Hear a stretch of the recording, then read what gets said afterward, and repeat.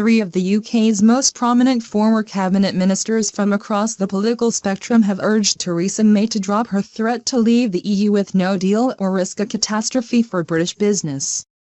As the Prime Minister prepares to trigger Article 50 on Wednesday, ex-business secretaries Michael Heseltine, Peter Mandelson, and Vince Cable told The Independent leaving with no arrangement in place would be disastrous for British firms and jobs. Tory Lord Heseltine branded the move the nightmare which every Conservative Prime Minister for whom I have worked sought to avoid. Labour's Lord Mandelson compared it to shooting ourselves in both feet, and Liberal Democrat Sir Vince Cable warned disruption could be as serious as the credit crunch. Organisations representing more than 200,000 manufacturers across the UK and Europe also warned that quitting with no deal would be highly damaging, while the flourishing UK tech sector said it would be chaotic. Their comments come as Ms May prepares to deliver a letter to European Council President Donald Tusk in Brussels to officially launch Brexit talks.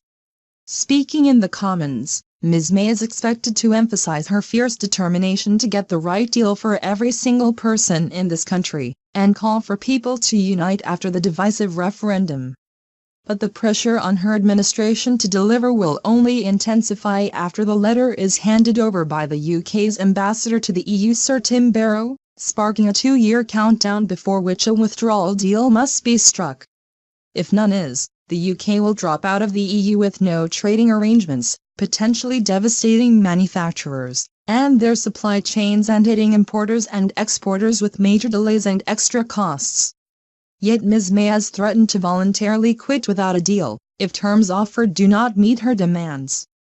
The three business secretaries with years of experience marshalling Britain's trade policy urged her to rethink. Lord Heseltine told The Independent, "No sailor leaves port in the teeth of the storm. To leave Europe with no deal with our largest market would be just such a folly. The supply lines for our manufacturing industry in chaos. The financial supremacy of London seeping away as companies sought protection within the European market. 27 leaders sitting in the Council of Europe, without even an empty chair to remind them of Britain's national self-interest. It is the nightmare which every Conservative Prime Minister for whom I have worked sought to avoid." In her Lancaster House speech setting out her approach to Brexit, Ms May sought to play hardball with European leaders by warning she would not be afraid of quitting talks and leaving the EU with no arrangement, saying no deal for Britain is better than a bad deal for Britain. Despite former Conservative Prime Minister John Major branding the no-deal scenario the worst possible outcome, and reports that British officials were playing down the threat to European diplomats, Downing Street has confirmed there is no change of position. Lord Mandelson, leading supporter of the Open Britain campaign, said, "No deal means walking away from the negotiations while shooting ourselves in both feet. The results would be catastrophic for British businesses, particularly manufacturers, and for our economy as a whole. Trade negotiations of this complexity are better conducted in the spirit of cooperation and common goals, rather than threats and points scoring."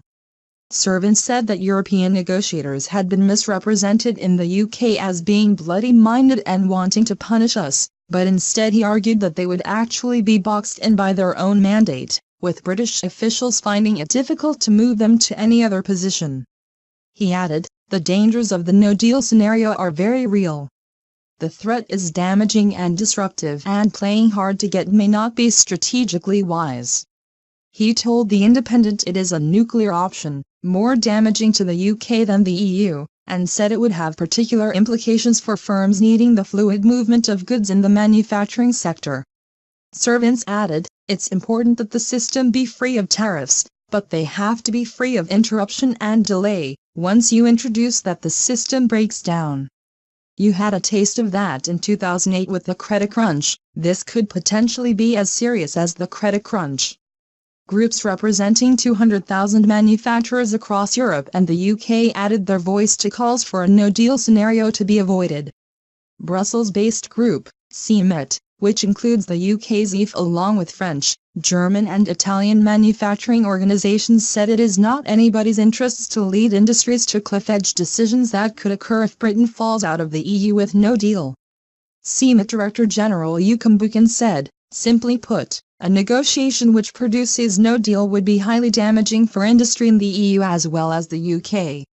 Digital is one of the fastest growing UK sectors, accounting for 16% of the 24% of total exports and 3 million jobs, but is particularly at risk from a bad result. Julian David, CEO at Tech UK, which represents 900 British companies, collectively employing more than 800,000 people, said, "A chaotic Brexit that results in the UK falling back on WTO rules will benefit no one. A